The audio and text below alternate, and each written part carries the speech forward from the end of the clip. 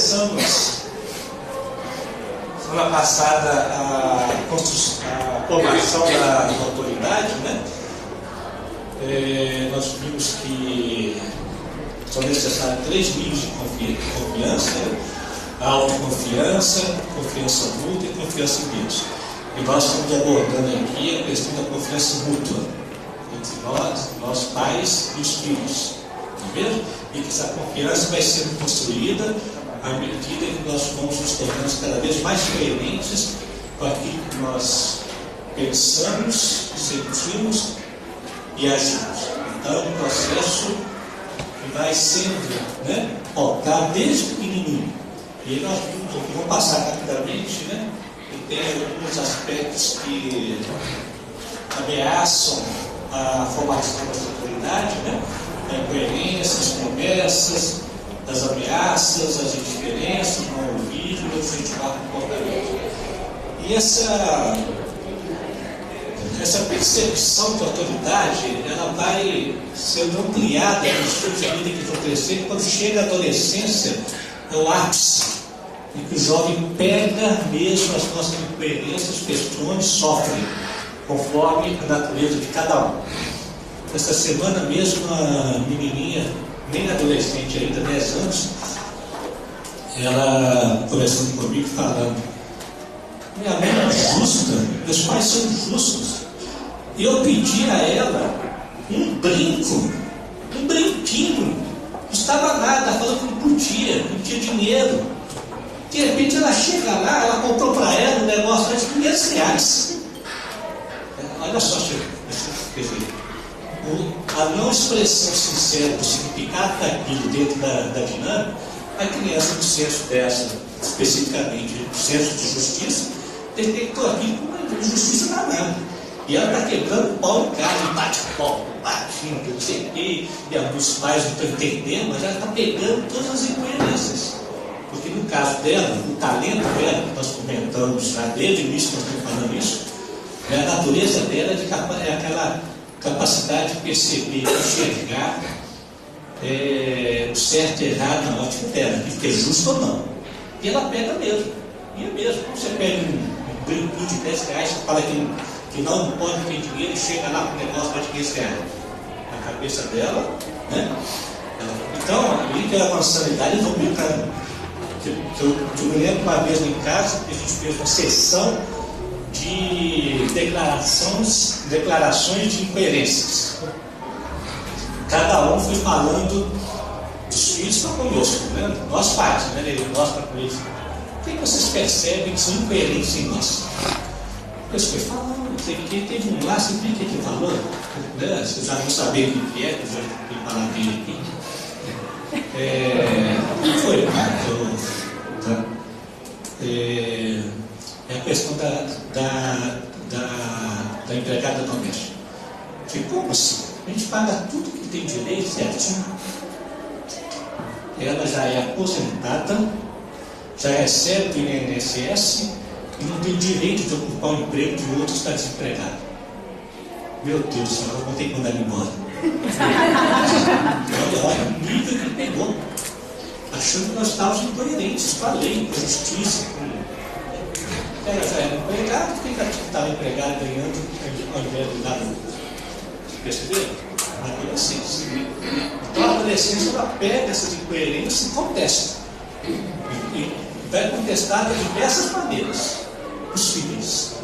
Não só de tete a tete, como mudando de roupa, enchendo tatuagem, cabelo não sei o quê, pertence à tribo tal, são maneiras de contestar aquilo que estão vendo incoerência dos pais.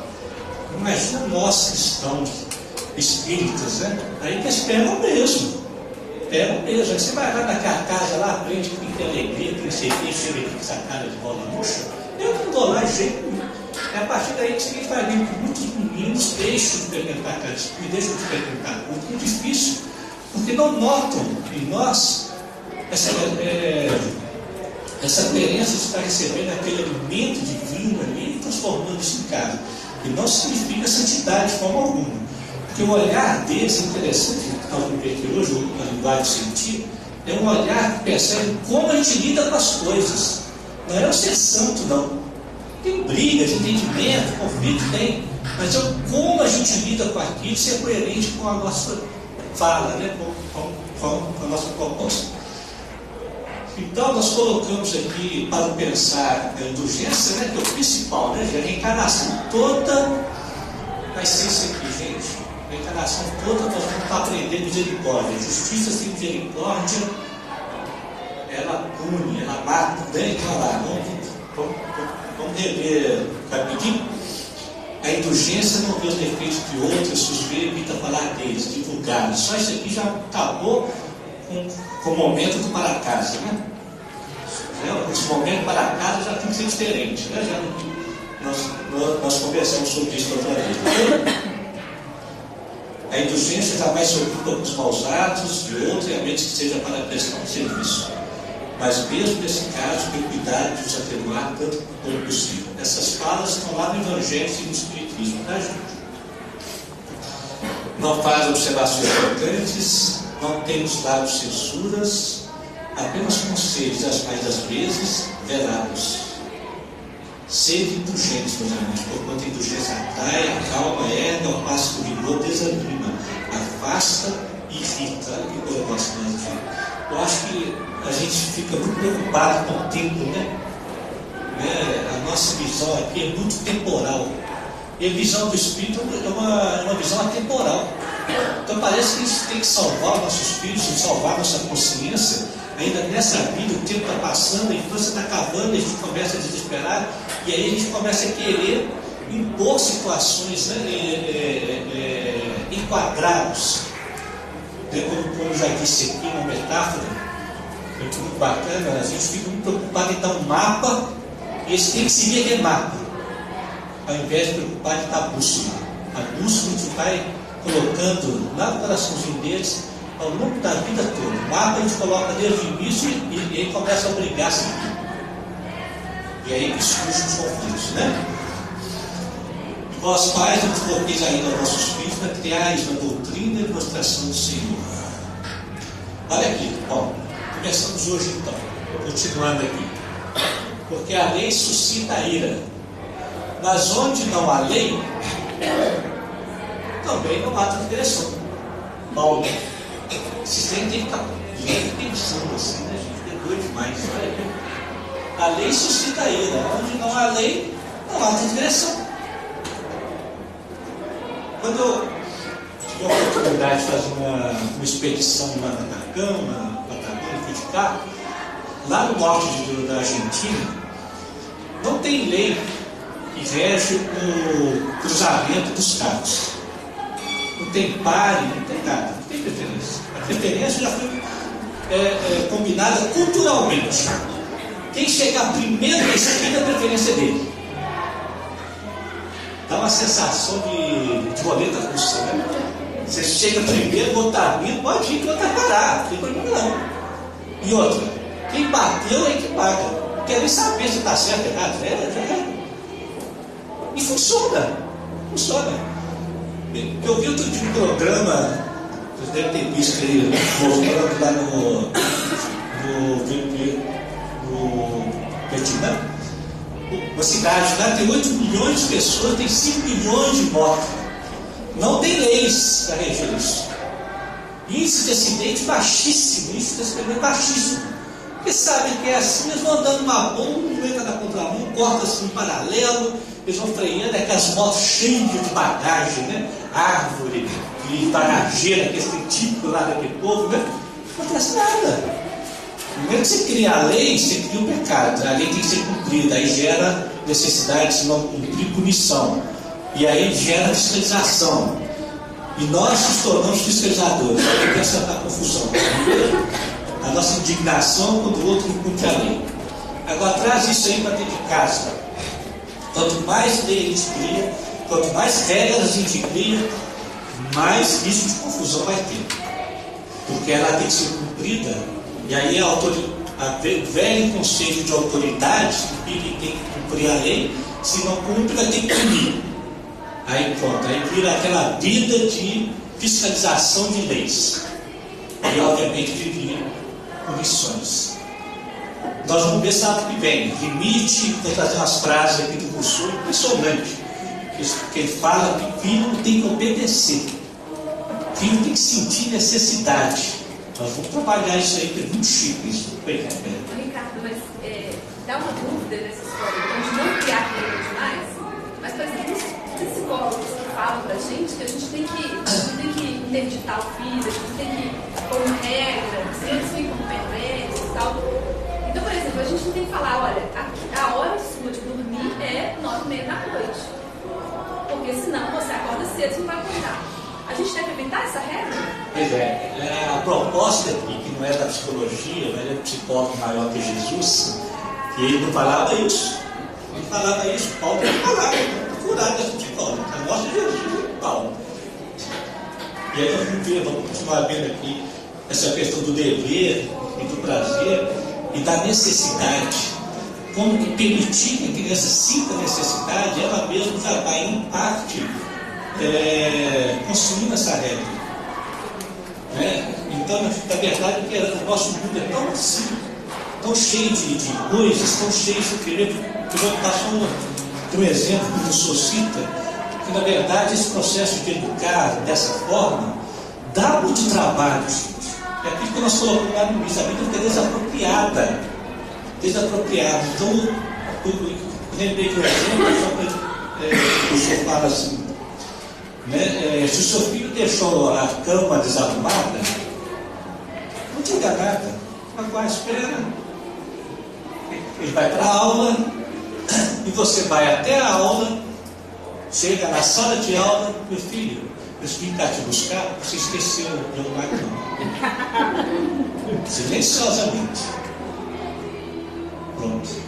Ele nunca mais vai esquecer isso. Só que nós não temos essa. Por isso que eu coloquei lá, criticar é vida desapropriada, se quiser mesmo. Como a gente não desapropria e a gente vive muito uma vida de urgências e necessidade, não do essencial. Facilidades, né? A nossa vida ela é calcada em urgência e necessidade, não do essencial.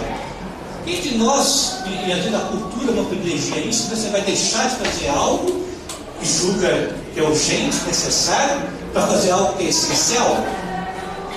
A gente não deixa de fazer, não faz. Então, às vezes, requer algo trabalhoso. Algo, por exemplo, que, como nós vamos ver daqui a pouquinho, tudo é feito de prazer, tem que ser apenas tem que ser de prazer. É a hora que você cria um elemento de prazer de manhã cedo, algo gostoso, prazeroso, de tal maneira que ele quer levantar mesmo cedão, e que ele vai ver pela necessidade própria, do processo de impregnação, que é impregnação, como diz João de Andes, para que educar e impregnar. Ato repetitivo, não uma vez só, vai impregnando. Em que vários despertares gostosos, gerados por motivações agradáveis, facilita a questão do deitar cedo. Porque tudo é uma rede, gente, é uma rede. Se a criança fica sem os pais o dia inteiro, à noite ele vai querer ficar com os pais, é natural. Não é que eu vou pôr ele para dormir cedo. Então ele tem que ter a visão de rede. Você lembra que eu falei de visão de rede? Não dá para ter fórmula para cada um. O que a gente propõe aqui são princípios organizadores que estão aportando as possibilidades de cada um. Mas que cada momento seja permeado pelo prazer e pela necessidade, de tal maneira que vai havendo automatismos. Daqui a pouquinho nós vamos voltar para a questão do prazer. Aí eu acho que fica mais fácil isso aqui. É a lei pecado? De modo nenhum. Mas eu não teria conhecido o pecado senão por intermédio da lei. Como é que a gente vai criando culpas, né? Culpas, pecados em função de leis rígidas que a gente cria na relação com o outro.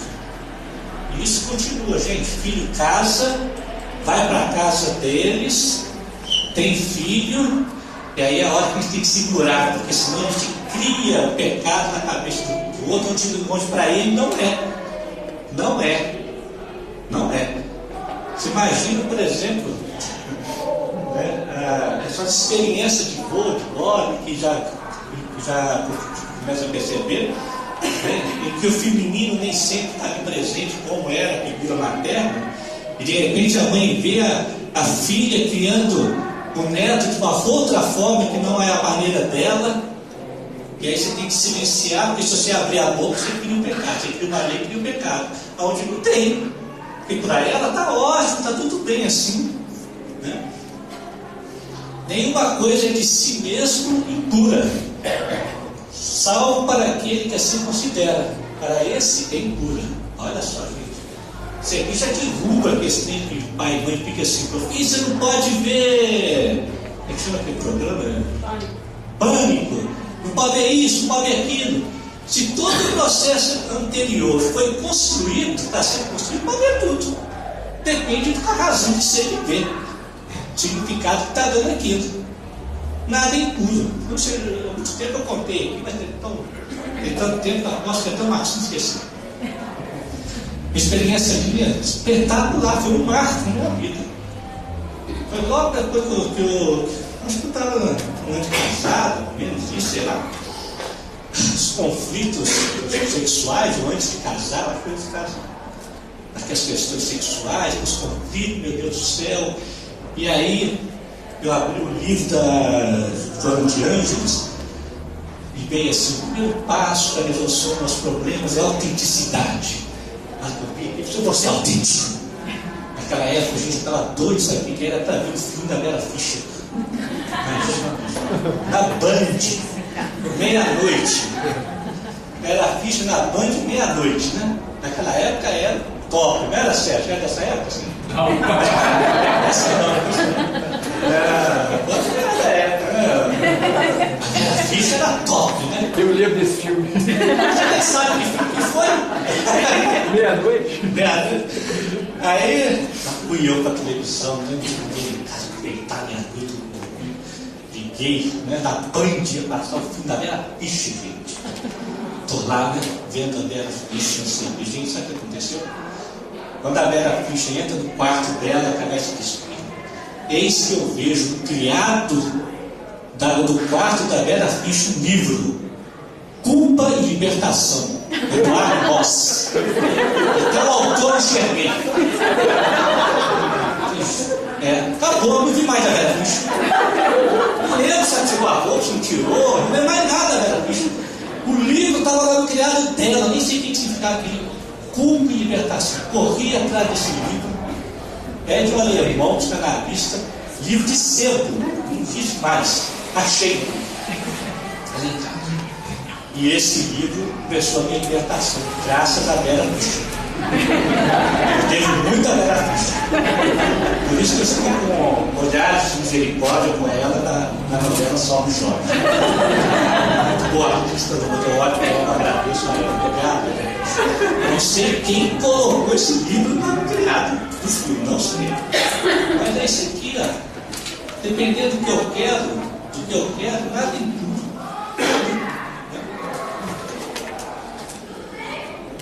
Bom, pensar para o sentido. Então, o pensar em indulgência. Vou voltar um pouquinho em indulgência aqui. Só um pouquinho aqui. Que é importante, né? Porque a indulgência é sinônimo de misericórdia, gente. É o que nós vamos ter que ter a vida toda tentar. Porque só a justiça sem misericórdia não funciona. Ela é severa, ela pune. E a gente faz isso na relação com os filhos. Ainda mais quem tem mais filhos. Se não tiver misericórdia, se tiver só justiça, nós vamos provocar ciúme, vamos provocar um monte de conflito. Como que é isso? Quer ver? Vou contar uma história para vocês aqui. Você imagina aqui, ó. Faz um desenho.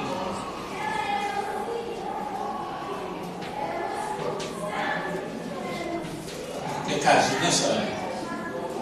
Ó, tem três meninas aqui. Esse aqui é um muro, tá? Esse aqui é um muro. E do outro lado tem um jogo de futebol aqui. Né, senhora? É. Cada um é e eles estão querendo ver o jogo de futebol do outro lado. Aí o que eu faço?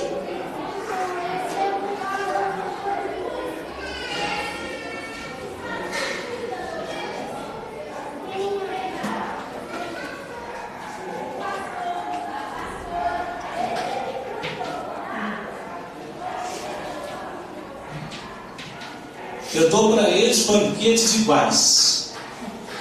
O justo. Dei para eles banquetes iguais. Mas o que aconteceu? Só um conseguiu. Só um conseguiu ver o outro lado do muro.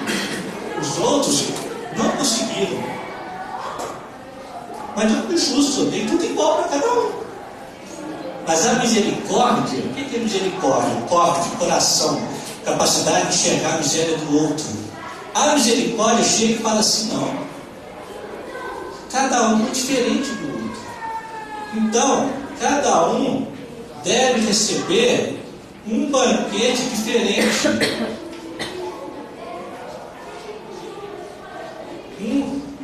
Um banquete diferente. Conforme a necessidade de cada um.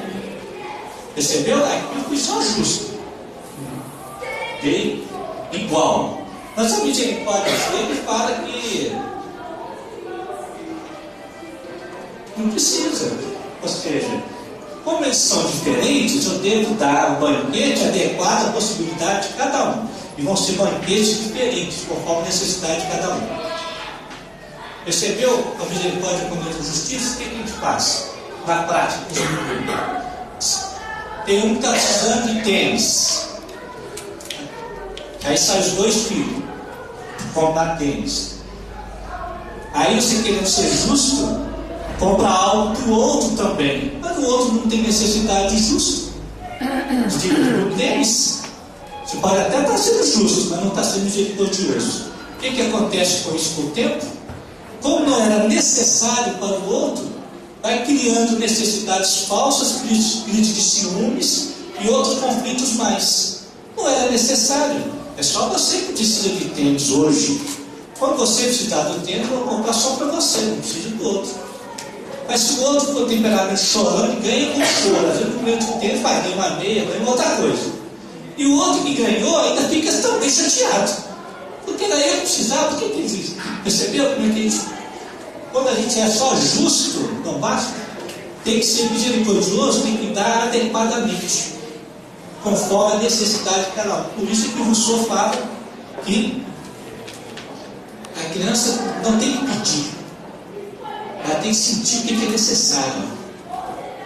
O necessário vai ser dado naturalmente pelos pais. Então não precisa pedir. Percebeu? Ô, Ricardo, eu pensei muito com o Eustáquio sobre isso, que isso mexeu comigo, é engraçado, né? Daquele dia. E quando você falou, né, da questão de ser justo, aí eu estava a gente tentando mostrar, né, no dia a dia o que é ser justo. E aí ele tentando me mostrar também como a gente né, começa uma reunião, eu vou começar uma reunião que eu marquei um horário. Aí eu vou esperar aquele retardatário ainda, sendo que aquele que chegou no horário certo, com a sua disciplina e tal, quer dizer, eu estou sendo injusto com aquele que chegou no horário certo. Então a questão do banquete, né, é ter o mesmo, ser justo, independente eu marquei um horário que cumpra aquilo, porque senão aquele que já tem uma experiência de vida melhor vai ficar não é ser injustiçado, desmotivado, exatamente isso que o Eustáquio falou, desmotivado. E aquele que ainda arrasta e não tem tanta disciplina, acaba tendo privilégio. E privilégio é em torno da lei, fica fora da lei. Aí que entra a misericórdia. A misericórdia vai avaliar a condição desse outro que chega fora do horário. Se tem motivo belo ou não. Tem que avaliar. Se ficou só justo, cai naquilo que o Kardec fala, que gozo excessivo é sinal de inferioridade. Porque não leva em conta o processo do outro. Porque aí o que acontece? O outro chegou na hora, vamos supor, mora aqui do lado. O outro que chegou 10 minutos atrasado, mora lá no zoológico. E ele vem no esforço. Ele vem, eu reconheço, eu sei quem ele é. Eu sei quem ele vem no esforço. E o trânsito, aquele coisa, ele chega, não é possível chegar antes. Tem mais mérito que vem no zoológico que enfrentou um esforço, 1h30 para chegar aqui, do que o que mora aqui do lado, que chega na hora e fica se gabando. Percebeu? Se não houver misericórdia, gente, isso detona. Quem é que faz direito aqui? Quem faz direito sabe muito bem desse negócio, né? Tem um conceito de isonomia. Isso, é isso tem que puxar esse iguais e desiguais. Ou seja, o conceito de igual e desigual é que a lei ela fica atenta para a média. É isso? Para o mediano. Porque se ficar atento para o extremo, aquele que é só justo, vai todo para a cadeia. Vai todo mundo ser condenado. Se todo mundo for por mim, que eu sou justo sem misericórdia, vai tudo para a cadeia. Então, é isso, a lei vai fazer adequada. Né? E se você pensar bem, Jesus veio para quem? Veio para quem? Foi para os necessitados, para esse que chega atrasado. E veio para os que chegam atrasados. Não sei como veio para já. Esse que chegou na hora e está reclamando é o irmão do filho pródigo. Você já conquistou a capacidade disso. O que você está chorando? Você quer que eu faça festa para você? Nós temos que fazer festa para o outro que ainda não consegue. E ainda assim pensa e não consegue por que motivo? Gente, eu falar isso hoje aqui, são 30 anos, viu, gente? Eu trancava a minha reunião com 8h01. 8h01 acabou. Vai embora. Depois que eu li Kardec, ficou excessivo. Misericórdia, no momento de hoje, não sei o que, pode chegar 15 minutos atrasado na reunião mediúnica. 15 minutos, 15 minutos pode. Eu assustei com a sua reunião um dia. Porque eu também sou muito assim. E quando eu vi o rapaz chegando, já tinha começado a reunião mediúnica, eu assustei. Aí ela acabou com a reunião toda. A esfera dela mudou, então a justiça dela não serviu para nada. Ao invés de olhar para você tentou, né? Mas graças a Deus ele chegou a tempo, bendito seja a misericórdia. Ah, senhora, está acabando a reunião, pronto, está com os pés lá, meu Deus do céu, vamos trabalhar muito outra vez na turma, olha só que chique. Né? E assim é com os filhos, porque sempre tem um filho que é lento, que é devagar, que é isso, que é aquilo. Se tiver misericórdia com ele, a justiça mata ele. Nós matamos ele, o Paulo. Né? Alguém levantou a mão lá atrás? Não, eu ia falar que o importante é às vezes quem mora do lado chega 10 minutos atrasado, quem vem do zoológico chega na hora, né? É mais comum isso. Eu vejo, eu vou exemplo divertido. Lá na prática de consultório, é taxado. Vem a pessoa lá na Chapada do Norte, lá no norte de Minas, chega na hora. Que mora do lado do Gutierrez ali, não pude o trânsito. Aí, ó, o justiceiro o bulldog aqui gosta, né? Aqui do lado por conta de trânsito, faz favor, né? Ok, gente? Então a indulgência é o principal, vamos lá, né? Bom, pensar em indulgência. Se eu estou com indulgência, com misericórdia, com aquilo que nós falamos, eu senti agora uma virtude que vai colorir o subjuntivo, é o perdão contínuo. Mas olha que chique, o que ele fala de perdão? Ele, justo por excelência, responde a Pedro: perdoarás ilimitadamente, perdoarás cada ofensa, tantas vezes quanto nada for feito, ensinarás a ter limões de esquecimento de si mesmo, que torna cada criatura invulnerável ao ataque, aos maus procedimentos e às injúrias. Serás brando e humilde de coração, sem medir tua mansuetude. Farás, enfim, que desejas que o Pai te esteja. Ou seja, com certeza, nós pais perdoamos o filho 500.000 vezes, né? Porque toda hora tem motivo para. Se a gente não perdoasse, a vida ia ser impossível. Então, acho que nós pais já praticamos isso. Mas o legal é praticar isso com mais consciência. Em que aqueles coisinhas pequenas em que pegam a gente. Gente, o que mata as relações são coisas miúdas, não é coisa grande. Põe isso na cabeça, coisa grande nós somos bem preparados. Coisa ruim nós somos preparados, gente. Eu falei aqui. Até o vizinho de plástico lá, ninguém vai estar, ou seja, aparece uma leucemia, pronto, muda a relação, nós vamos levar chazinho, cotorrada para ele, vamos querer dar paz, levar evangelho para ele. Antes de querer pôr ele no inferno. A coisa miúda é que pega, é miúda. Quem da área do direito sabe. As causas de separações de casal é coisa miúda, coisa grande não. É aquela chatice ali, ó. Ela chegou e lavou o sapato na sala. Todo dia vai ver Jornal Nacional. Olha o jeito que cortou o queijo. Olha a louça do lavou, quem pensa que sou eu, que ele eu. É assim. É assim, é isso que mata. O que vai matando a relação do menino, nosso pai do menino, é o miúdo, cadê toalhas? Todo dia joga no chão. Esqueceu isso, ó, não sei o que, sujou isso. É miúdo que pega. Se não houvesse perdão, né, acaba a relação. Mas eu quero chamar a atenção para isso aqui, ó. Esquecer de si mesmo. Esquecimento de si mesmo. A abnegação é negar a si mesmo. Não é negar o que eu sou, não. É o exagero de importância que eu dou ao que eu sou. É aqui que Joana de Anjos fala. Reconhecer a sua importância sem exagerar na sua importância. Né? Ou seja, uma negação de si mesmo no sentido da imposição do que eu sou no outro, que é o que gera a necessidade de perdão. Quer ver? Vamos ver mais aqui a questão do perdoar os inimigos, olha só. É pedir perdão para si próprio. Olha que doido. Vamos ter isso. Perdoar os amigos é dar-lhes uma prova de amizade. Perdoar as ofensas é mostrar-se melhor do que é. Óbvio que o tema perdoar, a gente pode estender aqui a monte, mas nós estamos focando aqui na questão familiar. Perdoar os inimigos é pedir perdão para si próprio. Perdão para si próprio. Por quê? Porque houve um equívoco na maneira como eu olhei a coisa. A maneira do meu olhar foi equivocada. Por isso que eu tenho que pedir perdão a mim mesmo. Como que é isso? Se eu tenho um filho que eu já sei que ele é daquele jeito, e peço ele para fazer algo que eu já sei que não é da natureza dele, e ele faz e não dá certo, faz errado, eu tenho que pedir perdão para mim mesmo. Porque eu olhei a coisa de uma ótica, de uma forma que não era legal.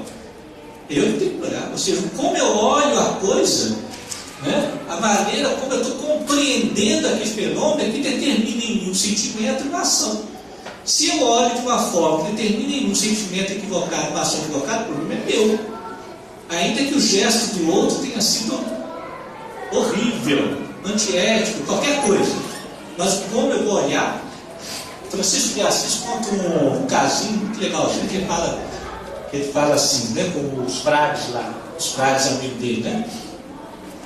Que ele fala assim, olha, se imagina que nós estamos chegando lá no nosso convento, de noite, a neve caindo, mas aí o porteiro, que é antigo nosso, não reconhece a gente, não reconhece, e enxota a gente, não deixa entrar, e ainda corre atrás da gente com pau. O problema é do porteiro? Não, não é não, o problema é nosso mesmo. Ele fez o que é certo. Então a gente deve aceitar isso e rindo e gargalhando, que era a característica de Francisco, né? Ele levava tudo na alegria ao marcha, até as desgraças. Ele ria. Mas Francisco, como nós vamos rir disso? Uai, e quem disse que nós não somos bandido mesmo? Nós somos bandido mesmo, nós somos porcaria mesmo, nós somos gente pequena mesmo, merecendo de vez em quando as pauladas. E dá graças a Deus que isso é bom, que forma o nosso caráter, isso é pequenininho, para que diante da nossa pequenez, o grande se manifeste. Né? Falava assim lá para os pratos. Olha só que loucura, né, gente? Isso aí, a gente está com muita gente que está até, né? Nossa, mas é chique demais, porque eu percebo que tem um momento das relações, principalmente relação conjugal, porque nós vamos comprometer trazendo assunto aqui, que ou você sai fora da relação, ou você santifica. É verdade.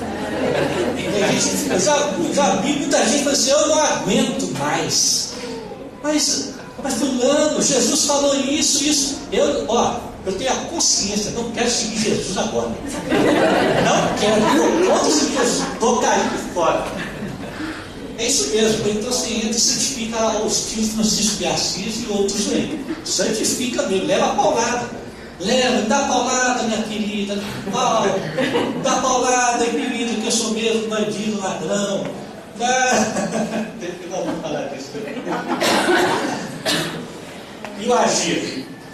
Agir com benevolência. Então, pensar em indulgência, sentir o perdão, e o agir com benevolência, que é dar sentido de belo, de bem, em tudo aquilo que a gente faz. Não saia da nossa boca nenhuma palavra torta, mas só a que for boa para promover a edificação, para que dê graça aos que ouvem. Esse Paulo é filho, né, gente? E vindo dele, tem autoridade mesmo. O homem era bravo, né? O homem era bravo. E vai falar isso depois, né? Às vezes ele tem que cair de cavalo, né, gente? Igual o Paulo caiu de cavalo. Nós temos um momento que a gente cai de cavalo mesmo. Cai de cavalo para receber o Cristo. É necessário ficar sério para enxergar. É necessário cair de cavalo. Então, às vezes, nós temos momentos da nossa vida que a gente cai de cavalo mesmo. Das decepções mesmo, um encontro, né? Um encontro decepcionante. Estranho, né? Um paradoxo. Ok, gente? Então, dá sentido do bem de tudo aquilo que faz. Quando a gente pede algo, vai promover algo junto ao filho, tem que ter um sentido de bem. Uma ótica de bem. Não é só a coisa em si. Ah, quem vai lavar a louça? Não é só para me livrar da coisa, não. Tem que ter um sentido. Se não tiver, nós vamos cair na questão do pecado, da lei. Deixamos de ser autoritário para sermos autoritários. Tem que ter um sentido. Se não tiver, cale. É preferível calar. Ok? Fazer o bem não consiste para o homem apenas em ser caridoso, mas em ser útil na medida do possível, todas as vezes que o seu concurso venha a ser necessário. Ser útil. Emmanuel fala, mais importante do que concordar é cooperar. Olha só que chique, gente. Mais importante do que concordar é cooperar. Pensou? Tá? Isso nas várias dimensões, né? A coisa que mais faz proliferar a casa espírita são as discordâncias. A pessoa não concorda e sai. Aí não está a casa espírita, eu vou para isso, gente, não é fácil não. Se eu cooperar naquilo que você não concorda, já pensou o que é isso? No valor do outro, aquilo que o outro acredita, aquilo que é valor para o outro. Não é fácil não. Meu ativista político pegando meu carro emprestado, minha picape, para ir para o ativismo político dele, cheio de picape, daquelas coisas da campanha, não sei o que. Eu falei, vai com Deus, meu filho, não, eu falei, cooperar mais importante que eu concordar. Meu coração falei, lá não empresta picape de jeito, vai fazer isso, vai de jeito, mas vai, empresta, vai. Aí ela volta para os anos, você lembra que eu falei que eu adoro carro, né, gente? Aí ela volta para os irmãos, faz tudo em nome do nosso Senhor Jesus. Olha assim, em nome do nosso Senhor Jesus, é assim que ele segue Jesus. Ele segue Jesus, é assim, é lá. Aí ela volta para os negocinhos, vem tudo assim, pai. É porque, eu já sei, meu filho, não tem importância não, o importante é você seguir Jesus. Eu olho o carro, meu carro estragou. Graças a Deus. Isso, né? Isso é que eu sabia possuir do Paulo, né? Tudo posso possuir. Tudo, se tiver coerente com o destino. Se não tiver, para que eu possuo? Né? E assim vai. Ok, gente?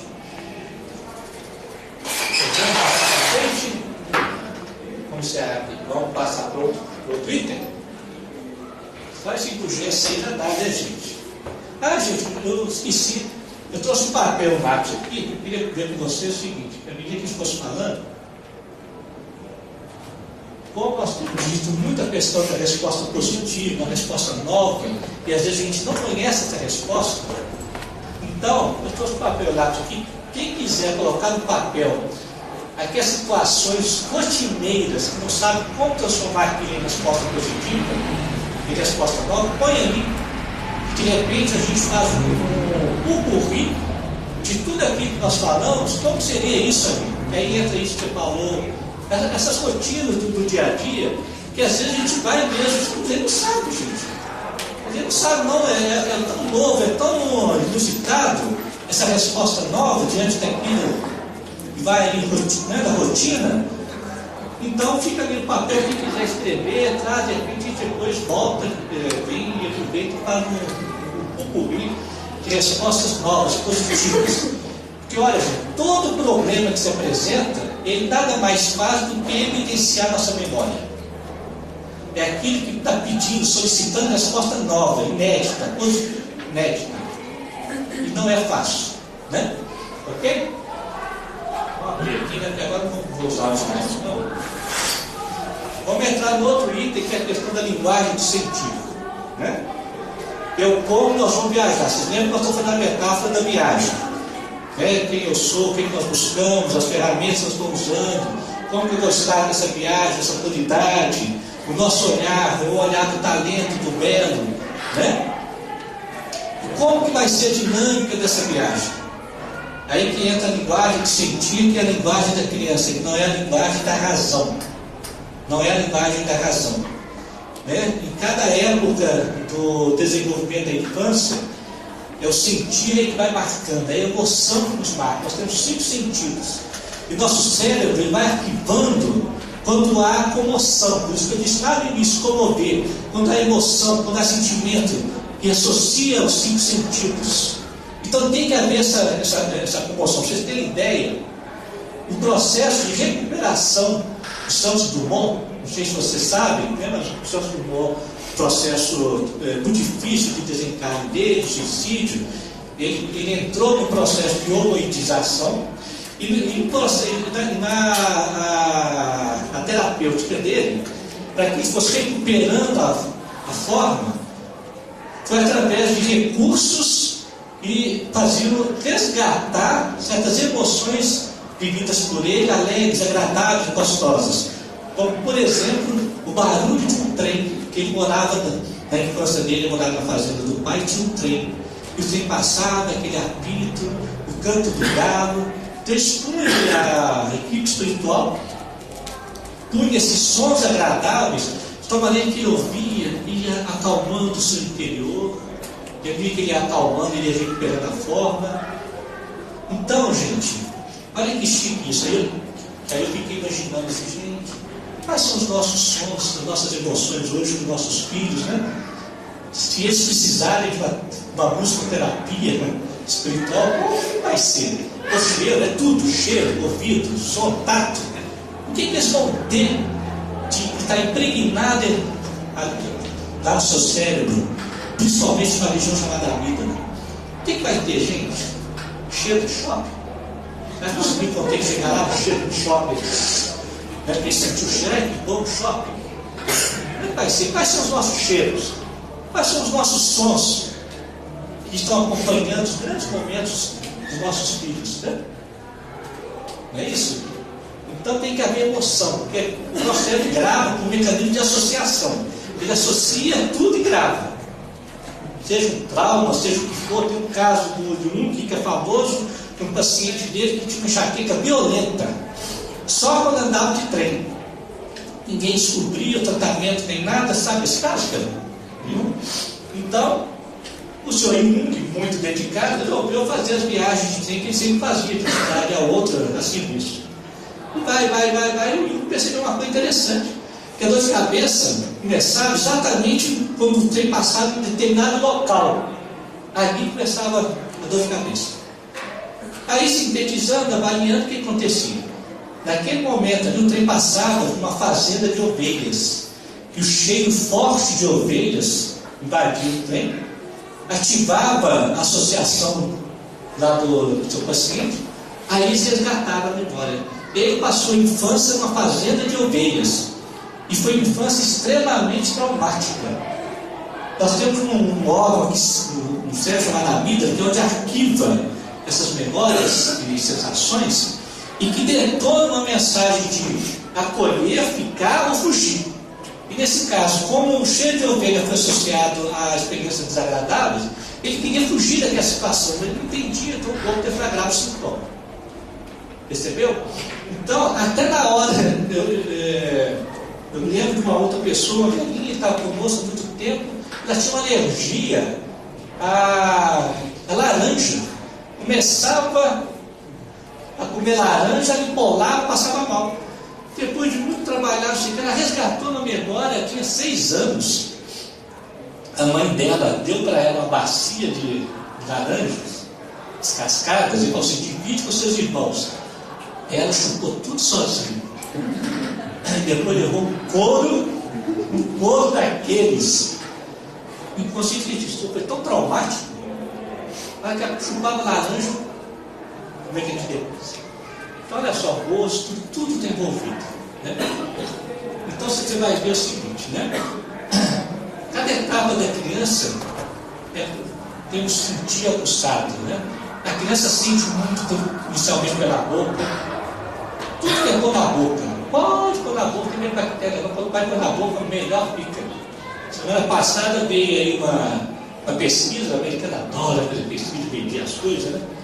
Eles falaram que as crianças, quando desde cedo têm contato com animais, cachorro, tem melhor imunidade.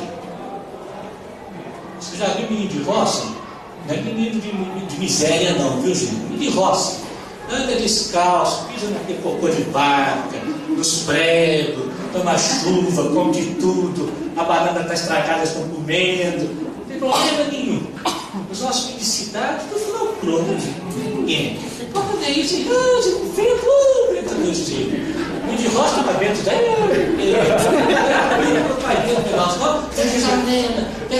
vamos falar isso, viu, gente? Vamos rasgar o verbo aqui na aula da medicina espírita, né? Isso é medicina espírita, né? Aí isso fica assim. Então, é questão de sentir, pôr na boca, né? Bota sapato, vai engatinhando, bota sapato, morde o pé da cama, aí depois o dedinho que sente, né? Aquele dedinho safado, gente, que vai enfiando. Eu esqueço até hoje que eu estou lá cochilando, chega a boca assim, no olho, já está acordado. Ai, que dedinho danado, esse dedo no olho, está acordado. Que dedinho vai assim, vai sentindo, deixa, vai sentindo. Ah, tenha medo, nada vai fazer isso, sabe? Observa o que é de fato perigoso, o que não é. Pelo amor de Deus, não entra nessa onda aí, tá a Band, acho que a Band fazendo uma sequência de programações para sobre os perigos da casa, né, crianças? Pelo amor de Deus, você entrar naquela onda, vocês vão chamar os meninos. Gente, cada menino tem 10 no quarto. Eles estão olhando. E haja visto que a estatística mostra que a maioria dos acidentes ocorre na presença da mãe, não é do pai, é da mãe. Não é da ausência, é da presença da mãe. É isso mesmo, porque quanto mais a gente protege a criança, mais eles ficam inseguros. Eles não sabem se virar. Eles ficam bobão. E aí cai no buraco, cai no outro, filho de Deus, não sei o quê. Óbvio, tem que ter aquelas cautelas naturais.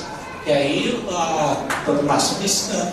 Mas não transformar isso em neura, em ausência de vida. Né? Então a criança vai crescendo, cada época tem o seu sentir, as suas emoções. E aí que entra a questão do prazer, gente. Eu disse para vocês um tempo atrás, um amigo espiritual trouxe uma mensagem indígena para nós, falando sobre dever e prazer. Não é possível executar o dever se não houver prazer com o dever. O prazer é que colore, que dá uma nova ordem ao dever. Aí que entra aquilo, né? Em cada momentozinho, é como se a gente tem que associar o sentido, a emoção, a comoção, a coisas que geralmente a gente coloca como dever, como tem que. Né? A questão do tem que isso, tem que aquilo. E não coloca ali uma razão de prazer. Quando coloca prazer, fica leve, é gostoso, há uma outra motivação. Né?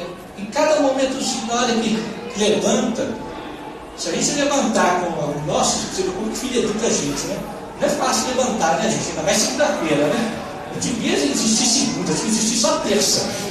Né? Segunda-feira é terrível. Se a gente levanta segunda-feira daquela cara, tem aquele negócio, vamos lá, isso os meninos estão vendo.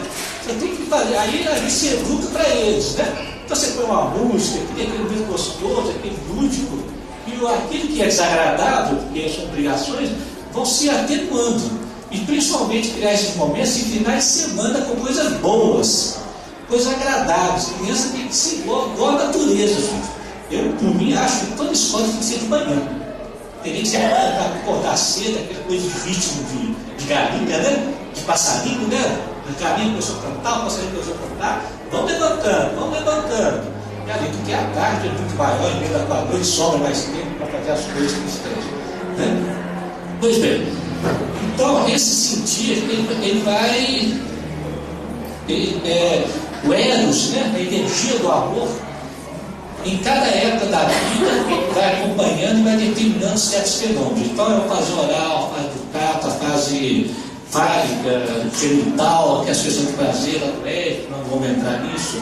Mas é o eros permeando, é o amor permeando, buscando esse contínuo prazer. Estamos chegando 8, 9 anos, né, que essa energia erótica do amor, ela se volta mais para o social. É a época que a criança está desenvolvendo autoconfiança, autonomia.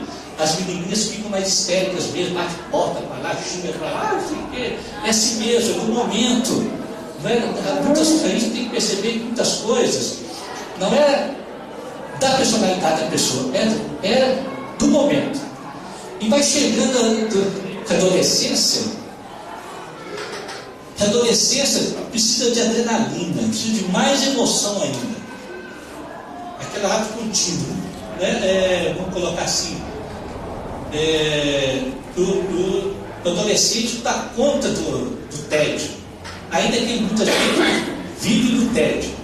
Então demanda mais de nós criar emoções contínuas. Quando eu falei para 8, 9, 10 anos, que eu já disse aqui de outra vez, né, em que nós pais nos tornamos criadores de momentos agradáveis, adequados a eles. Então, é a noite do terror, é a noite da boneca, é isso aqui, vamos mexer tudo na cozinha, tudo com emoção, com a música, com isso, para que os sentidos sejam todos ativados, para que o momento seja realmente vivido intensamente, ainda que seja do cotidiano. Vai almoçar, o horário de almoço é a Santa Ceia, gente. É a nossa Santa Ceia do Senhor. Não é horário de ficar checando o que ele fez, o que ele não fez, se fez errado, se não fez, chamando atenção. Atrapalha a comida. Depois que o colesterol sobe, a gente acha que é comida. Não é. É o que saiu do coração naquele momento e que altera o colesterol. Então é aquele momento alegre, gostoso, lúdico, né? E aí vai, né? Essa energia erótica vai avançando, chega a adolescência, requer mais de nós essa coerência, como nós falamos, e requer mais ainda as atitudes fomentadoras de emoções. Por isso que viver, ter a natureza como referência, gente, sempre que possível, é a dica maior.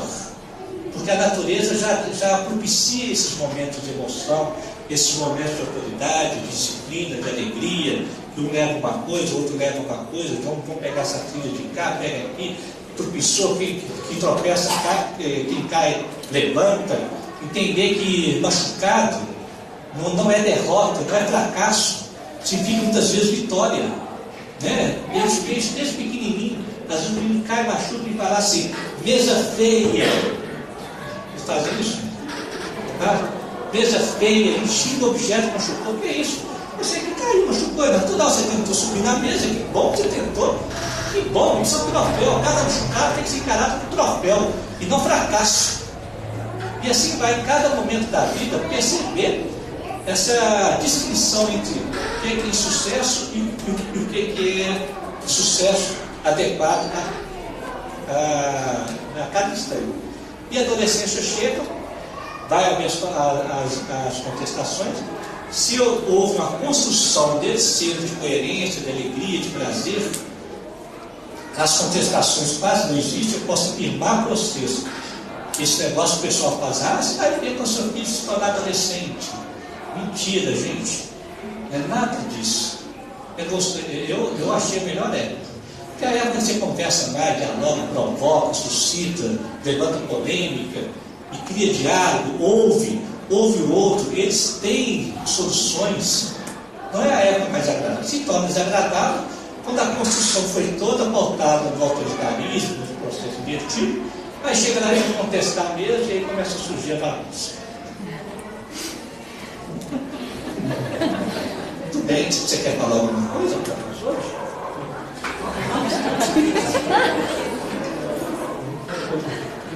Pode falar.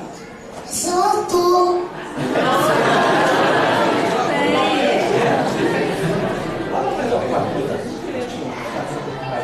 Sou do P. Silva. Está tendo talento aqui, gente? Precisa dizer alguma coisa a mais? Hein? O que mais talento? Qual talento? Fala que nós já estamos encerrando aqui. Fala uma coisa linda desse povo aí, fala.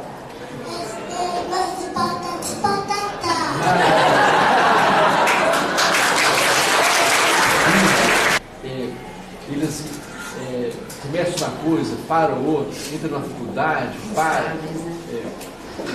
Eles estão muito instáveis, né? E se torna adultos. Vou te responder uma resposta para uma socióloga lá da PUC. Gostei demais dela. Ela falou assim: na verdade, o adulto é que está no processo de infantilização. Uma infantilização alongada, né? Uma atividade de um amadurecimento. Né? Porque, na verdade, você observa hoje os adultos, como é que são, né? Eles casam, custa cair a ficha que casou, né? Continua querendo jogar o futebol de antes, videogame, Playstation, não quer fazer as compras, não quer dividir, né? Então tem vários aspectos aí. E na hipótese dela, que eu achei interessante, existe uma infantilização do adulto. Isso é uma coisa. Outra coisa, não há bandeiras por que lutar. Outra coisa, que aí é boa, essa turma tem menos ambição. E isso é bacana. No primeiro momento soa como algo estranho, ruim, mas é bom. Eles são pouco ambiciosos. Eles têm coragem de largar um emprego que ganha muito com um outro menor para ter qualidade de vida. Então, na verdade, isso que nós estamos vendo hoje é uma transição em que tem aspectos bons e outros que parecem ruins, mas que estão antecedendo a fase boa, que é uma geração mais leve. Se não existe bandeiras por que lutar, também não existe motivo para meter a faca no outro. Para que fundamentalismos que geravam as lutas de bandeira antes? Percebeu? Então nós estamos vivendo uma transição e surge uma geração expectante como essa, que brinca mais, que zoa mais, que necessita menos, que anseia menos, mas que também convive mais em clima de autoridade, que acolhe todo mundo, Você vê lá na divisa da Palestina com Israel, em vez do povo ficar esperando que os bacanões em cima resolvam o conflito, essa turma, o que eles estão fazendo? Estão fazendo reuniões entre judeus e palestinos, uma prova de amizade, de solidariedade, estão doando sangue, judeu doando sangue para os palestinos, e palestinos doando sangue para judeus. Percebeu? Você vê uma cena como aquela do jogo do Bayern, do Barcelona, com o Pico Bayern, todo mundo cantando hino, né? Um certinho, sei o quê, muito brasileiro lá, o Daniel Alves. O que ele estava fazendo? Falei, cafuné na cabeça do menino que estava na frente dele. Típico da geração nova, do brasileiro, né? Todo mundo lá, não sei o que, o bonito não está fumando, bandeira. Então é uma transição. Você tem aspectos que são estranhos, mas que está na antessala de algo bom, desse futuro planeta nosso, que